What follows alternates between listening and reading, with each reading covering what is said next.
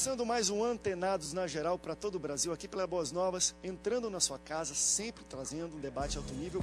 Hoje você vai aprender muito conosco. Hoje nós vamos falar sobre a Palavra de Deus, sobre a Bíblia, parte 2. O primeiro programa sobre a Bíblia foi fantástico, muitas perguntas, e a gente fez o seguinte: o que não deu para responder no primeiro programa, estamos trazendo para o segundo programa, tirando a sua dúvida aí de casa. Você que quer aprender um pouco mais sobre o livro Bíblia, sobre o livro, se eu posso dizer, sobre o livro A Palavra de Deus. São 66 livros em um só. Foi escrito por mais de 45 pessoas em lugares diferentes. Foram reis, foram coletores de impostos, pastores de ovelhas, em lugares totalmente diferentes, em prisões, no meio do nada, em palácios. E tudo isso tem uma mensagem central e única, que é a Palavra de Deus, a falar sobre a pessoa de Deus e Jesus Cristo. Embora muitas pessoas diferentes em lugares diferentes, em uma diferença de tempo de mais ou menos 1.500 ou 1.600 anos, desde o primeiro até o último livro, mas todo ele é como se fosse uma pessoa só escrevendo também. É uma coisa que eu não sei explicar e a gente vai tentar explicar e entender aqui no Antenados na Geral de hoje. E para falar sobre a Bíblia, recebo ele, que é pastor da Igreja Reviver em Cristo, é teólogo e também formado em grego, hebraico pela UFRJ, pastor Carlos Anselmo. Pastor Carlos, bem-vindo ao Antenados na Geral. Prazer, André, estar aqui mais uma vez nesse programa. Espero contribuir nesse debate, que é uma orientação para todos os ouvintes. Mande sua pergunta e, à medida do possível, estaremos tentando ajudá-lo. Falar sobre a Bíblia é fácil, né, pastor? Ou não? De certa forma, não se torna tão fácil. Mas quando você tem vivência, quando você parte para a prática, quando você começa a buscar experiência com Deus, se torna prazeroso falar sobre a Bíblia, mas nem sempre é fácil. Tá certo. A gente também vai falar aqui com ele, que é editor da Sociedade Bíblica Ibero-Americana e também historiador, Carlos Fuchão. Carlos, bem-vindo até nós na Geral, querida. É um prazer recebê-lo aqui. Gracias, Andreas. Un verdadero placer estar en tu programa Antenados.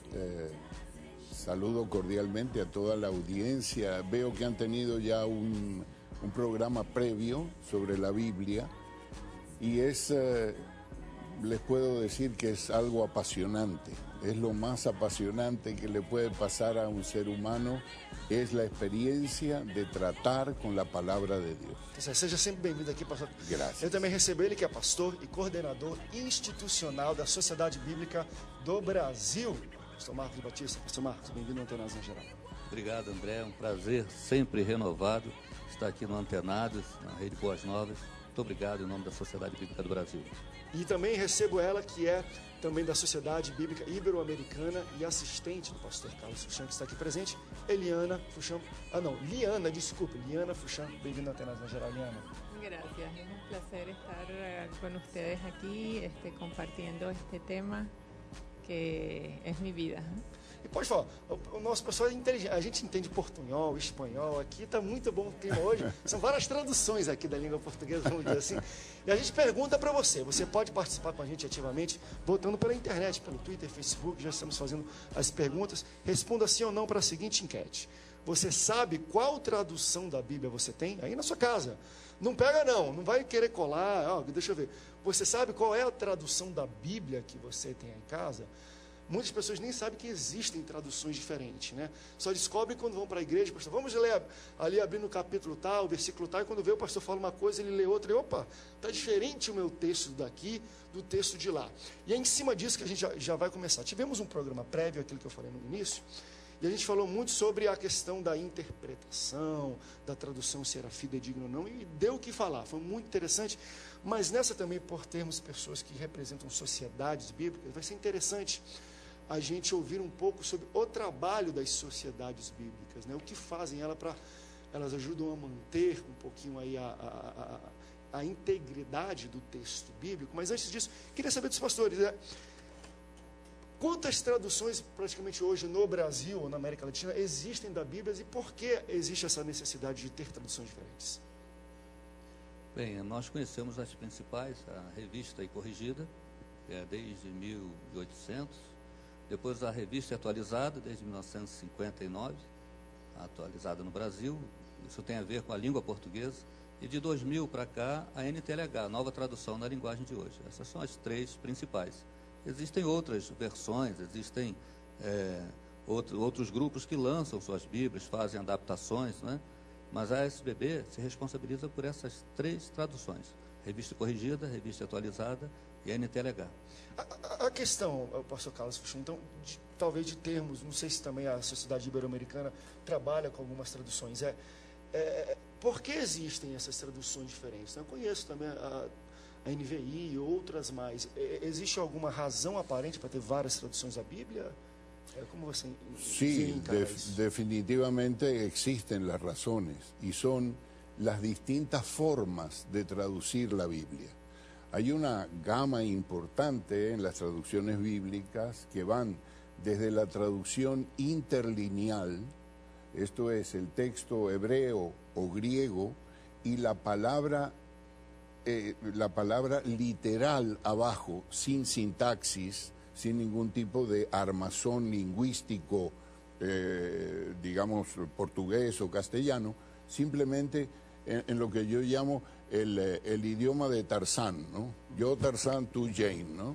Entonces, esto es la forma más primaria de hacer una traducción. Y después hay una serie de traducciones que tienen una amplia gama, como dije antes, que va hasta la traducción dinámica, por ejemplo, como el lenguaje de hoy, que es una especie de, digamos, paráfrasis de la escritura. Entonces, entre medio de esos 2 extremos de traducción, la literal y la parafrástica, entonces tenemos varias otras disciplinas de traducción, como son la literaria, como son la traducción que nosotros hacemos, que es una traducción que se llama contextual, basado en una disciplina de traducción que sigue el contexto, bien sea cercano o lejano. Entonces, ¿dónde dejamos que la Biblia tenga la menor inferencia posible del traductor o del equipo de traducción? Las sociedades bíblicas son particularmente positivas en el sentido de que traducen la Biblia en una forma anónima. Nosotros no hacemos una versión, ni la Sociedad Bíblica Unida, ni la Sociedad Bíblica Iberoamericana hacen una versión donde tienen un autor, como en el caso de las versiones católicas de la Biblia, que es la versión según fulano de tal. Nosotros permanecemos en el anonimato e generalmente é um equipo de traduções que las hace. Uma coisa muito interessante, no começo do programa eu falei alguns fatos sobre a Bíblia, de quantas pessoas diferentes escreveram em lugares diferentes, num tempo global de mais ou menos 1.500, eu não sei se eu estava certo, mas em cima da pesquisa que eu fiz, mas uma coisa interessante, que uma das pesquisas que eu fiz sobre a Bíblia falava o seguinte: a Bíblia é o livro mais vendido no mundo e sempre foi o best-seller. Mas é interessante que do outro lado, em alguns lugares falavam, não, mas também é o livro mais roubado no mundo. Não sei por ser o mais traduzido, mas é o livro mais roubado nas lojas do mundo. Existe uma pesquisa em tudo que é livrarias americanas, eu pesquisei lá, eles tiveram isso a fundo, é o livro mais roubado. Eu falei, poxa, pelo menos é um bom roubo, né? Pelo menos vai roubar a Bíblia, vai lá e lê depois. Mas uma coisa que é interessante, que muita gente não entende da Bíblia, acho que a gente tem que falar também por que versões ou não, a Bíblia não foi escrita em português, claro, isso é óbvio que a gente já falou, mas ela foi escrita também não só em uma língua. Eu acho que a Bíblia que nós temos hoje, se eu não me engano, foram 3 línguas, grego, hebraico e aramaico. Isso. Então, para você pegar tudo isso, pastor Carlos, e botar realmente no português, tem que suar um pouquinho, O pastor Carlos, que tem uma experiência vasta, falou muito bem acerca das traduções. E as versões que nós temos, elas têm o seguinte princípio: toda tradução implica numa interpretação. Por exemplo, se eu vou traduzir para o inglês a expressão "ele tem um rei na barriga", imagine se colocar isso literalmente. Na América do Norte não vão entender. Então eu vou ter que contextualizar exatamente como ele acabou de dizer, no entendimento deles. Da mesma forma, o hebraico e o grego e o aramaico, ele tem suas expressões idiomáticas que, na hora da tradução, ou seja, a língua origem são essas, aramaico, hebraico e grego. E a língua receptora é o português ou todas as outras que você vai passar para lá. Então, o tradutor, ele tem que saber a sintaxe da língua, a gramática, para que, porque se você traduzir literalmente, as pessoas não vão entender. Por exemplo, como é que você vai dizer para um esquimó: eu sou o bom pastor, eu dou a vida pelas minhas ovelhas? Okay. Aí, olha, só tem foto. O esquimó nunca viu uma ovelha. O esquimó nunca viu uma ovelha. Então, eu vou brincar um pouquinho com a situação. Vamos supor, se você chegasse e eu sou o bom esquimó. E o bom esquimó dá a vida pelos seus cães, pelos seus pinguins. Mais ou menos para você entender, certo? Mas é claro que ele precisa saber o que é uma ovelha. Aí tudo é questão, então, de a pessoa começar a entrar no mundo bíblico, para conhecer realmente a Bíblia como ela foi escrita. Já que você me perguntou, só por curiosidade dos ouvintes, a Bíblia foi escrita em hebraico, grego e aramaico. Eu quero dar dois textos aqui, só para curiosidade dos ouvintes. 2 textos que você já ouviu muito e ouve muito falar no final de cada culto.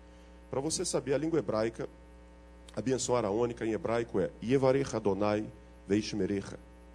Yair Adonai panav elecha vichumecha. Yair Adonai panav elecha veyasem lecha shalom. Ou seja, é a benção araônica. E a bênção apostólica, que todos ouvem sempre no final de todo culto. Recharistu Yesu Cristo Rimon. Ou seja, a graça de nosso Senhor Jesus Cristo. Kai reagapetu teu patros Rimon.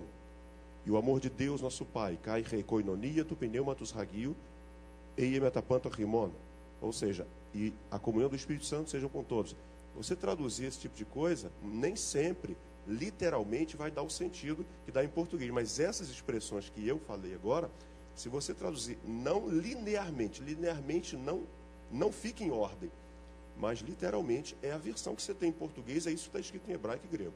Olha só, a gente está só no primeiro bloco do Antenados, a gente já falou português, castelhano, espanhol e não sei se grego e hebraico. Se você não aprendeu hoje sobre a Bíblia, não vai aprender nunca aqui no Antenados. Liana, você como, enfim, também trabalha em sociedade, você lê muito a Bíblia. Já leu quantas vezes a Bíblia? Bueno, es que leemos los versículos tantas veces, con cada palabra, analizando cada palabra, buscando, comparando, tratando de buscar la palabra más acertada en el idioma castellano, y ahorita nuestro trabajo comienza en portugués, que bueno, ya he perdido la cuenta. Sonha, Zé, vai dormir, tem palavras vindo e Sueño com elas. Correndo atrás de mim. Acontece isso, né, pastor? Com quem lê todo dia, poxa, essa palavra aí, Deus fez, ou é criou, ou é soprou, ou é pensou, ou é falou. Assim, vocês brincam muito nisso, né? A vida é isso. É verdade. Isso fica na mente, você sonha com aquilo, você acorda de madrugada pensando, o que ele quis dizer ali? Que diferença fez isso? É um livro vivo, você lê, isso, ele te amarra, ele te prende. Não é? E toda vez que lê, Deus revela e dá uma coisa diferente. Tem muita coisa que fala isso. Poxa, eu já li, mas toda vez que eu leio esse mesmo capítulo, eu entendo coisas diferentes, começo a ver coisa que a gente vai entrar também na ação do Espírito Santo aí, às vezes, o cara entender, e o Espírito Santo vai lá e revela tudo. A gente vai para um rápido break, e daqui a pouco a gente volta e a gente pergunta para você de casa. Você sabe qual tradução da Bíblia você tem aí na sua casa? 28% das pessoas dizem sim, e 72%, a grande maioria das pessoas, não fazem a mínima ideia. Tem um Bíblia, agora versão, a tradução, não faço a mínima ideia não. Fique antenado na geral, daqui a pouco a gente volta para o próximo bloco. Não sai daí.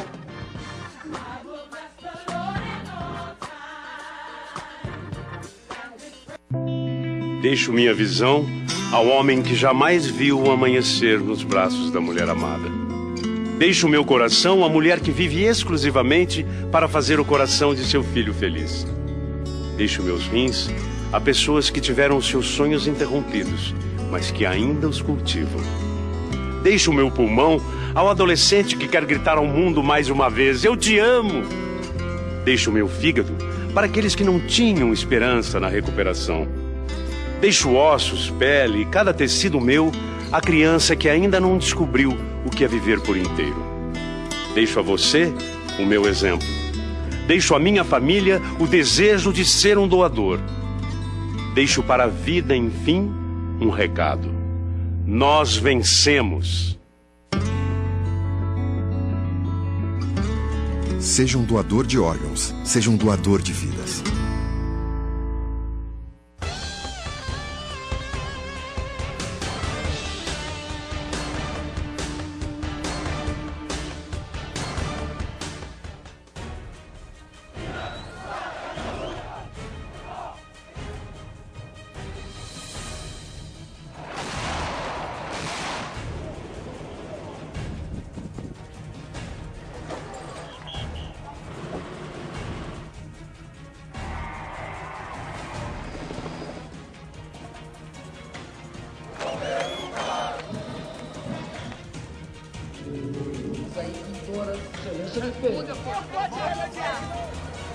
Criminalização da homofobia. A presidente saiu da cerimônia. A polícia encontrou o corpo graças a uma denúncia anônima. Milhares de pessoas. Agora são 3 horas no horário de Brasília e está no ar o Boas Novas Brasil.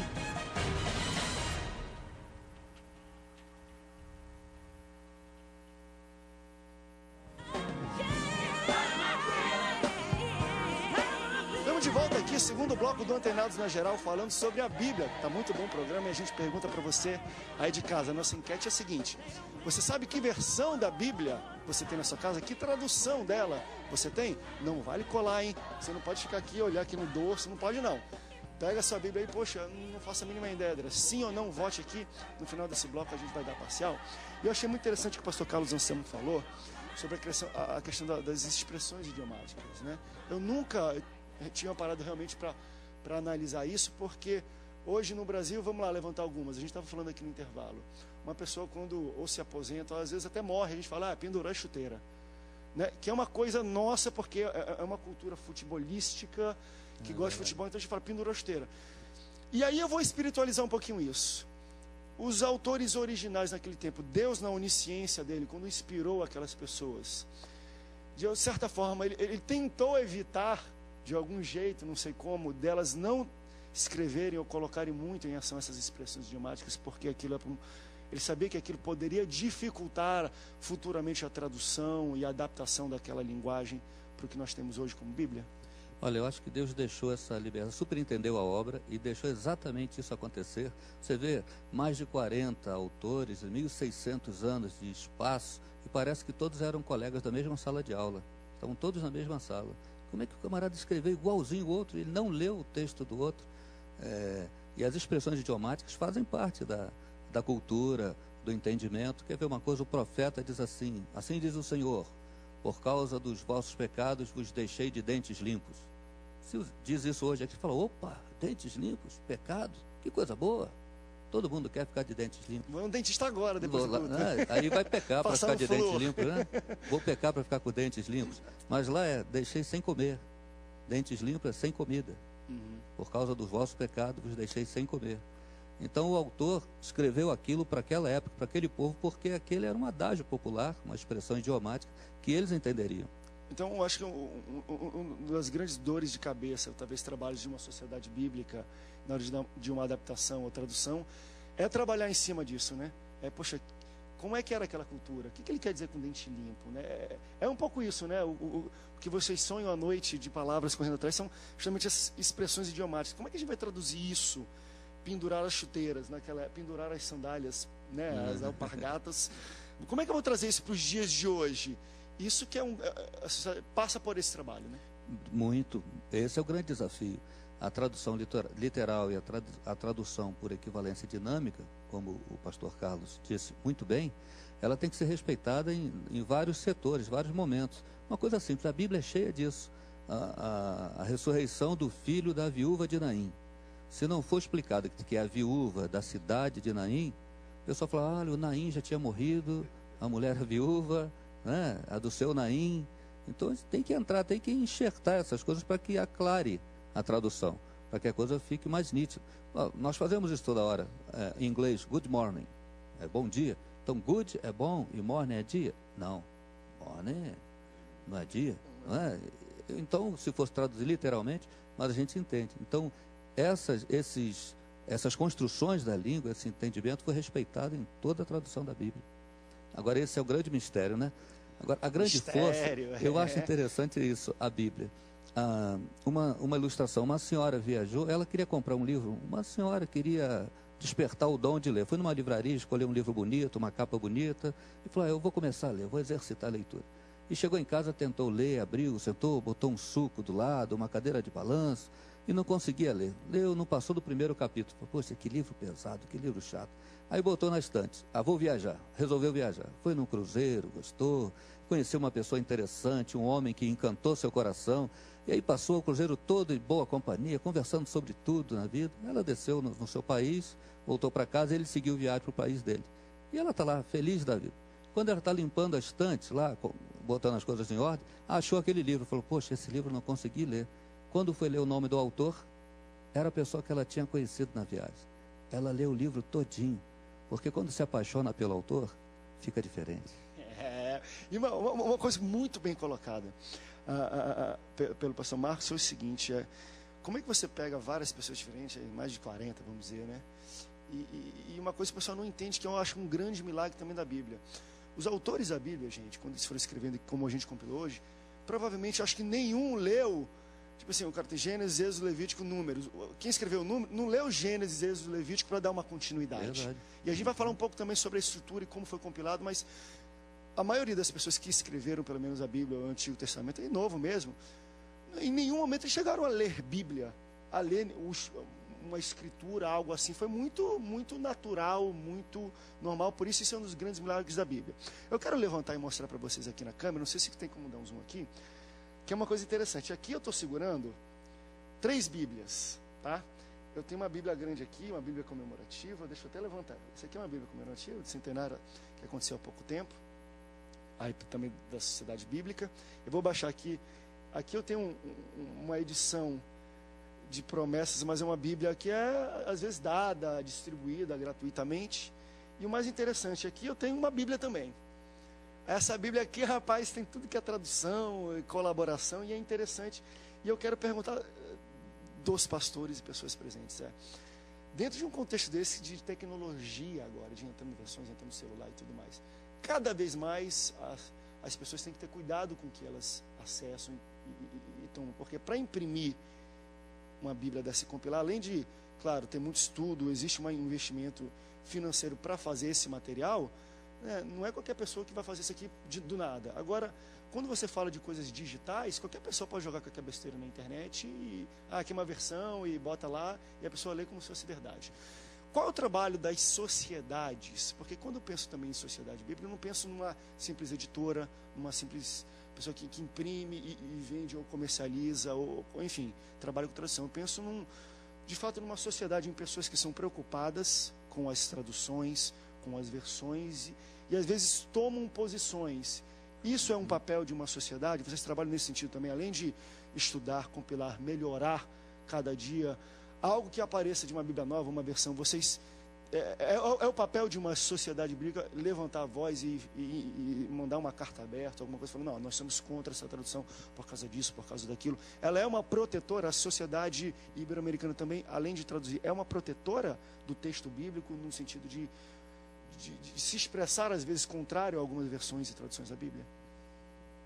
E esse é o papel de uma sociedade? El papel de la sociedad bíblica, primeramente, tiene que ser entendido como una sociedad sin fines de lucro. Entonces, lo que estamos metidos en este negocio, obviamente no es para ganar dinero, porque si fuera para ganar dinero, hacemos otra cosa. Como eu falei, é o livro mais roubado no mundo, então entonces, esto es recibir de gracia y dar de gracia. Entonces, los costos que tiene la impresión de una Biblia, yo no sé cuánto se venderá esa Biblia aquí, pero debe estar $3, $4, $5. Ese es un costo que se gasta, que solamente es los gastos que genera. Allí no hay, y si hay una pequeña ganancia, es precisamente para trabajar en la investigación, en cuestiones de sueldos, en cuestiones de personas que necesitan vivir de eso como un trabajo, ¿verdad? Y cobran sueldos, por cierto, muy módicos, están muy mal pagados.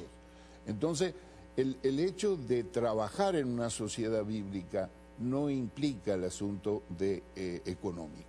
En segundo lugar, estamos para preservar el texto bíblico, pero no como unos guardianes celosos, porque nadie nos ha imbuido de esa autoridad a nosotros.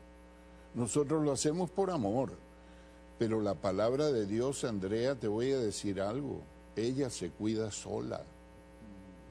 Y hay del que se atreva a modificarla. Porque la palabra de Deus... Às vezes Deus cuida de fazer esse trabalho. O dono desse negócio cuida bem, né? E muito bem. O dono dessa palavra cuida dela para que ela... No meu ver, não seria algo aceitável, pelo menos ter pelo menos uma sociedade, pessoas que são estudiosas, que gostam de preservar o texto, de ter, de algum jeito, agentes para preservar no sentido de, olha, lançaram um negócio novo aí, calma aí. segundo o que a gente entende e que a gente estuda e que a gente, enfim, tem por isso há anos e anos. Não é bem assim, não. Mas, às vezes, de pelo menos alertar as pessoas. No caso da Sociedade Bíblica do Brasil, ela é filiada à SBU, Sociedades Bíblicas Unidas. São 146 sociedades bíblicas, em mais de 200 países. A SBU é como uma holding das sociedades bíblicas. Então, toda uma tradução não tem menos do que 20 tradutores, não é um que faz uma versão. E esse é o perigo. Toda hora despejam no mercado versões de alguém, segundo fulano de tal, a tradução. Então, quando você vai numa tradução de uma sociedade bíblica, você tem ali a credibilidade. Mais de 20 exegetas olharam aquele texto. E nesse caso da Sociedade Bíblica do Brasil, a SBU está olhando, está vendo, está dando o aval. Até na nova tradução na linguagem de hoje, então, todo o cuidado para a adequação do texto. Então, antes de lançar, às vezes levam mais de 10 anos para lançar uma versão. Vamos entrar nisso. Quais são os critérios para lançar uma nova versão? Né? A gente tem várias versões aí, muitas pessoas até, a maioria do pessoal na enquete desconhece a versão que tem, mas existem, não sei quantos no Brasil, eu conheço pelo menos umas 5 ou 6. Mas assim, quais são os critérios para se lançar essa versão? Quantas pessoas estão envolvidas? Eu gosto sempre de falar isso, porque as pessoas que estão em casa ou recebem, parece ser muito fácil. A gente está aqui num estúdio de televisão, para a pessoa estar assistindo esse programa agora, lá em casa, tem aqui no estúdio pelo menos umas 8 pessoas, lá dentro mais umas 12, aqui umas 20 pessoas envolvidas para esse programa chegar no ar. Do mesmo jeito, ou pior, é uma versão da Bíblia ou uma interpretação, enfim, né? Uma tradução da Bíblia. Quais são os critérios e quantas pessoas são envolvidas nisso? A gente vai responder isso no segundo bloco, porque a gente quer perguntar para você que está assistindo a gente agora em casa o seguinte: você sabe qual tradução, qual versão da Bíblia você tem aí na sua casa? 34% das pessoas dizem sim, 66% das pessoas dizem não. Fica antenado na geral, daqui a pouco a gente volta para o próximo bloco.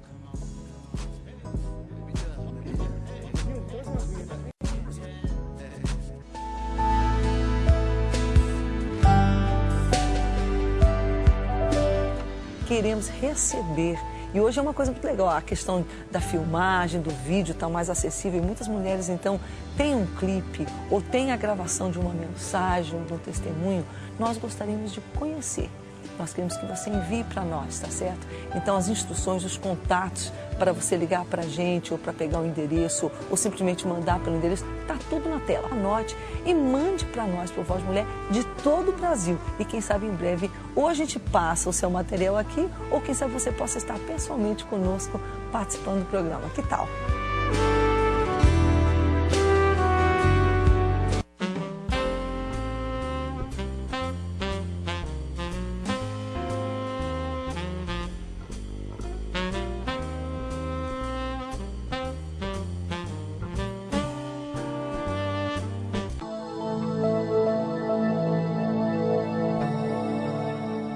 Quando você não pode fazer nada além de orar, você está fazendo o suficiente. T.D. Jakes.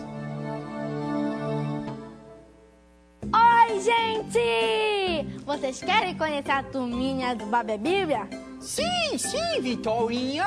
Então lá vai!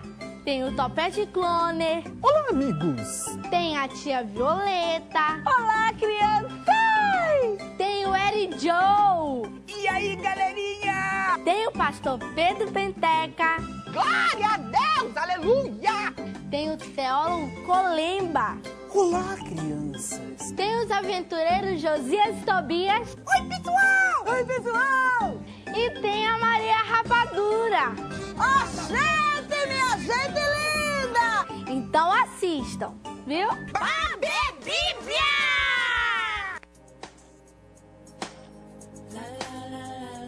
Terceiro bloco do Antenados na Geral, estamos falando sobre a Bíblia, um tema muito bom, muito importante. Eu estou aprendendo muito, assim como você de casa.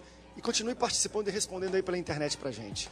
Você sabe que versão ou que tradução da Bíblia você tem aí na sua casa? Não vale colar, responda sim ou não no final desse bloco, a gente vai dar parcial. A gente está falando no último bloco quais eram os critérios para se criar uma versão ou uma tradução nova. Quantas pessoas estão envolvidas por trás disso e quais cuidados são tomados justamente para que isso, às vezes, não saia algum erro ou alguma interpretação pessoal ou contextual ou cultural na Bíblia. Por exemplo, pastor Carlos, lá na Ibero-Americana, mais ou menos quantas pessoas estão envolvidas e quanto tempo demora para se lançar uma tradução ou uma versão da Bíblia? En el caso nuestro, nosotros empezamos este análisis del texto para justificar el cambio en 1977, en el primer trimestre.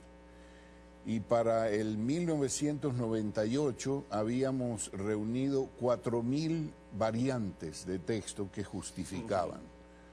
Del 98 aquí, bueno, ya han pasado 35 años y entonces tenemos acumuladas sobre las 10.000 variantes en relación con los textos bíblicos que necesitan ser considerados.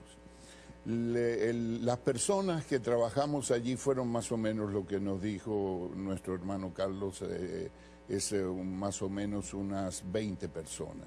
En total, quizá eran 12 traductores, el editor de estilo, el editor general, perdón. Los revisores. Los revisores, que es muy importante también porque es una labor de detalle. La Sociedad Bíblica Iberoamericana en cierto momento tuvo una idea muy feliz, que fue la de abrir al escrutinio público universal la Biblia. Entonces nosotros simplemente consideramos que cualquier ser humano en este planeta Tierra tiene derecho a cuestionar la traducción. É um Wikibíblia, né? Sí. É abrir para uma colaboração muito interessante. Sí, exacto, y está en internet. Entonces lo llamamos que legal. consejo consultivo y cualquier persona tiene derecho a enviar una sugerencia o un comentario o una queja y tiene derecho a una respuesta razonada de sus cosas, si está equivocado o no, en función del texto. Y recibimos muchísimos ayudas sobre esto. Recientemente logramos corregir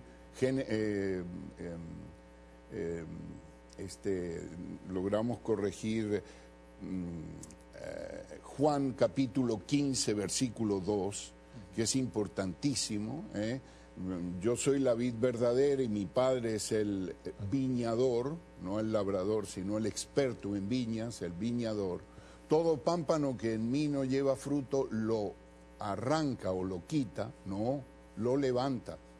Es en el sentido positivo, no en el negativo.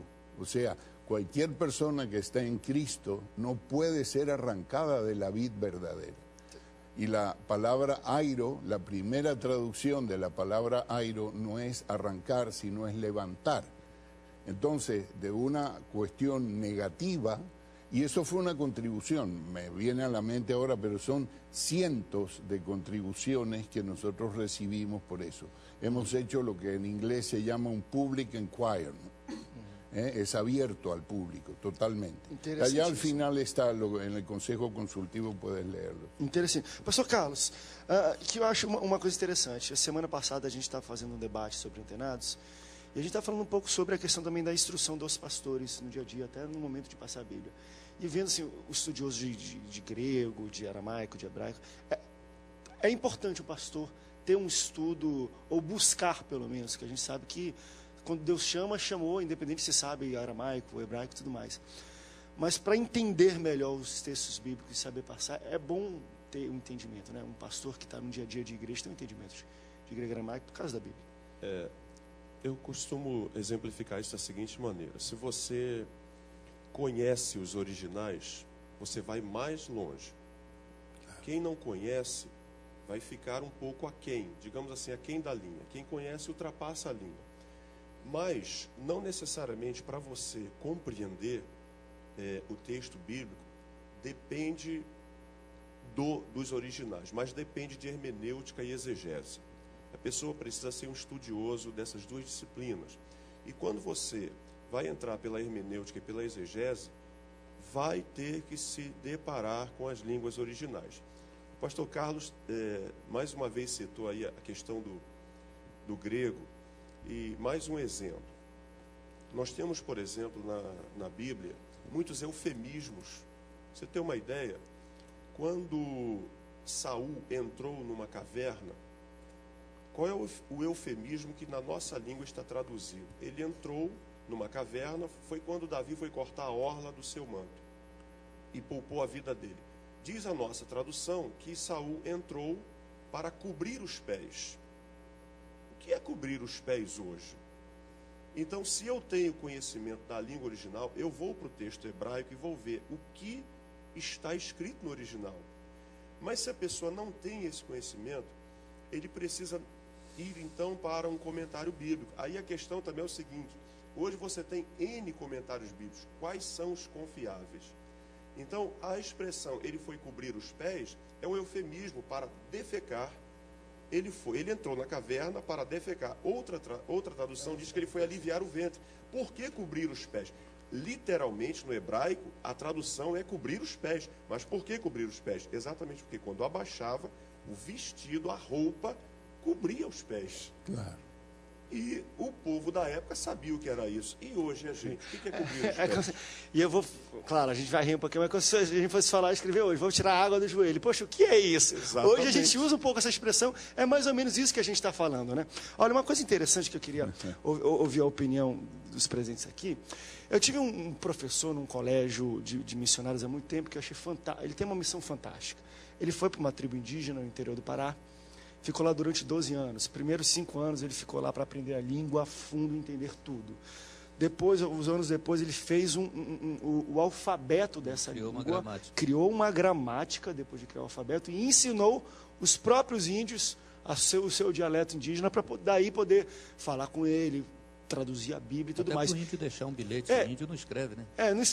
E uma coisa que eu achei interessantíssima, que ele falou o seguinte: quando você entra na cultura, naquela cultura indígena em específico, você vai dando no dia a dia, você entende que, por exemplo, em algumas coisas fala, deixa Deus entrar no seu coração, algumas expressões que a gente usa, lá eles não têm esse entendimento, coração, porque nunca tiveram nenhum tipo de estudo, não sabe que o coração é o órgão que fica bombando a energia, vamos dizer assim, o sangue, a vida. Então eles não têm esse conceito.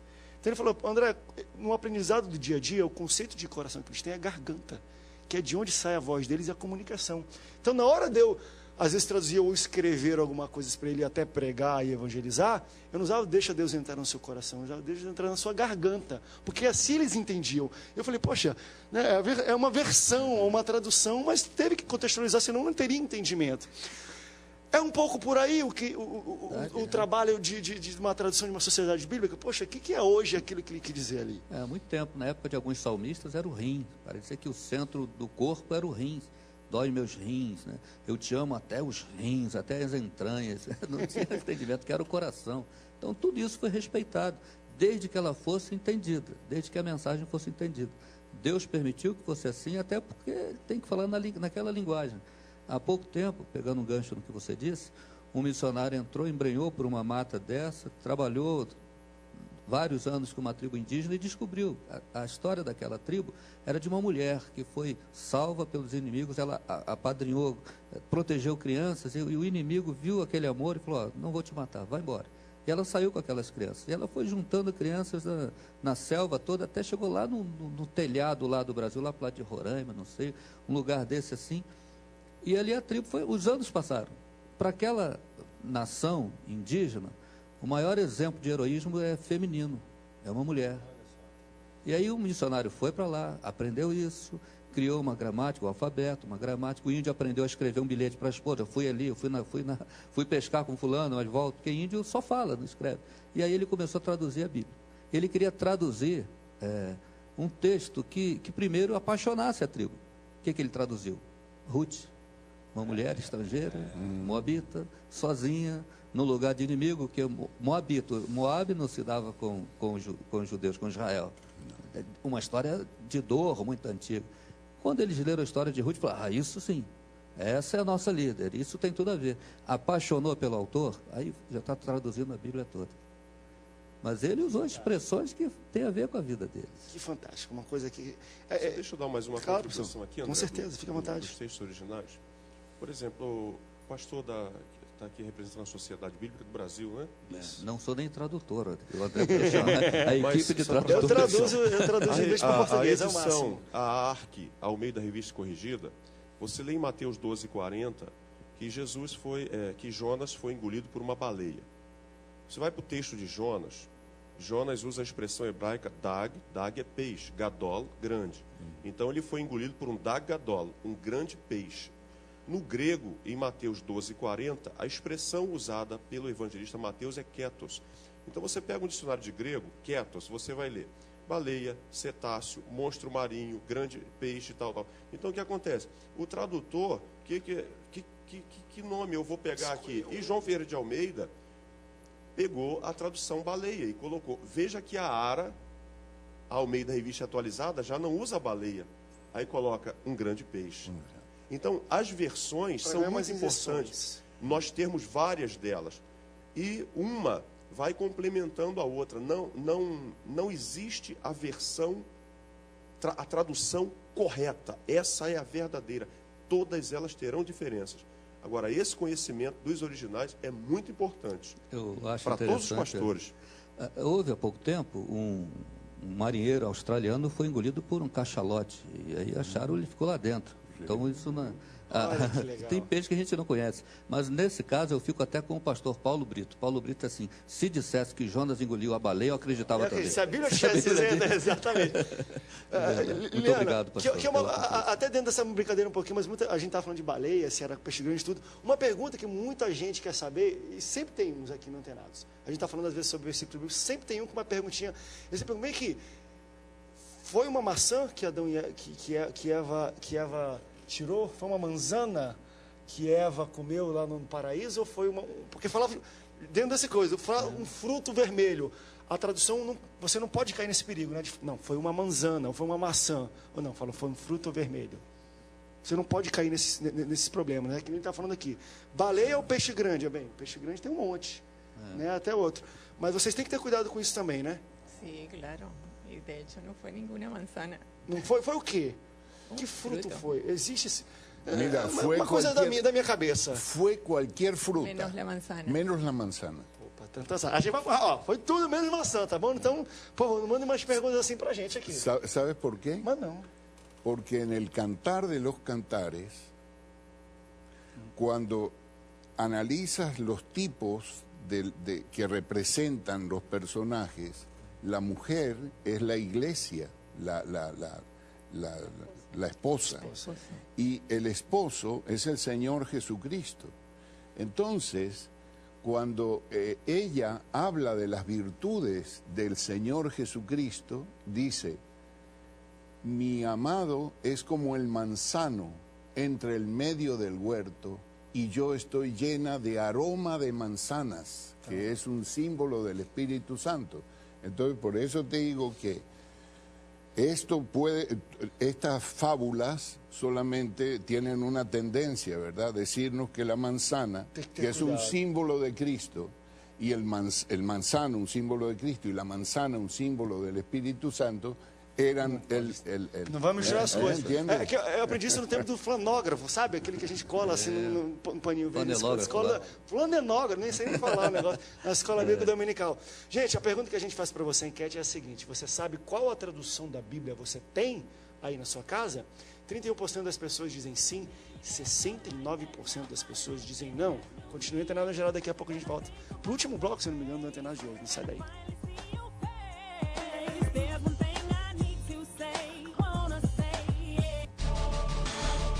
Deus não cria ninguém sem propósito.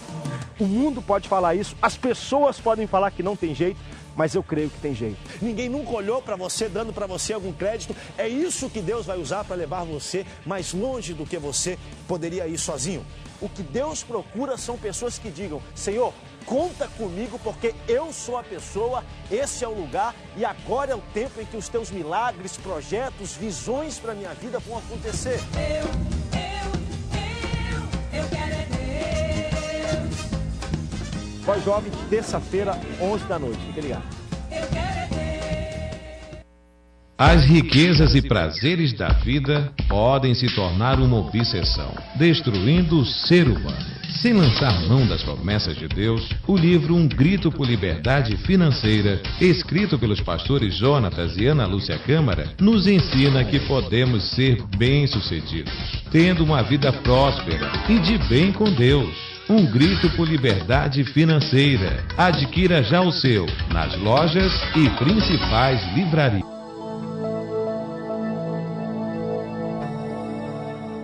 Testamos a credibilidade da Bíblia acreditando nela. Reinhard Bonk.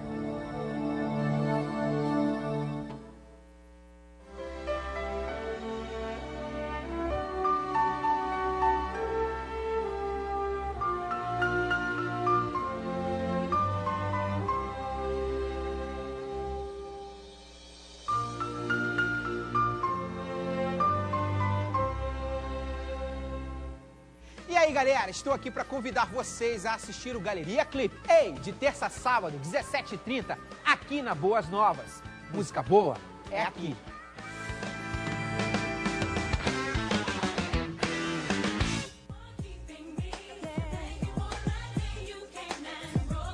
Estamos de volta aqui no Antenados na Geral, o último bloco. Você ainda pode mandar sua pergunta aqui pela internet, muitas perguntas ainda chegando. A gente está falando sobre a Bíblia e a gente pergunta para você de casa, para saber o resultado final. Você sabe qual versão ou tradução da Bíblia você tem aí na sua casa? Vote sim ou não, no final a gente vai dar o resultado. Uma coisa muito interessante já para esse último bloco a gente trazer, eu queria ver como os pastores e vocês aqui entendem essa questão da tecnologia, das investidas que a Bíblia pode ganhar, enfim, de versões, de tecnologia e tudo mais. Mas uma coisa que é interessante, eu vi, se eu não me engano, é em inglês, não sei se já tem em português. Não sei nem se é considerado literariamente como uma Bíblia, uma tradução, mas um livro chamado The Word, que é a palavra, é como se fosse a Bíblia contada coloquialmente, né? Então, assim, no caso de cobrir os pés, não, ele foi lá para poder ir ao banheiro, seria falado assim. E aí, entre alguns amigos, achei interessante que quando a gente foi fazer um grupo lá, que a gente chama de grupo de vida, nas casas e tal, um culto, a maioria deles já estava começando a usar esse livro. Eu, às vezes, filho de pastor, mas eu gosto da Bíblia, eu tenho aqui a Bíblia aqui, às vezes eu não levo a Bíblia mais no braço, né? Algo até feio, eu levo no celular.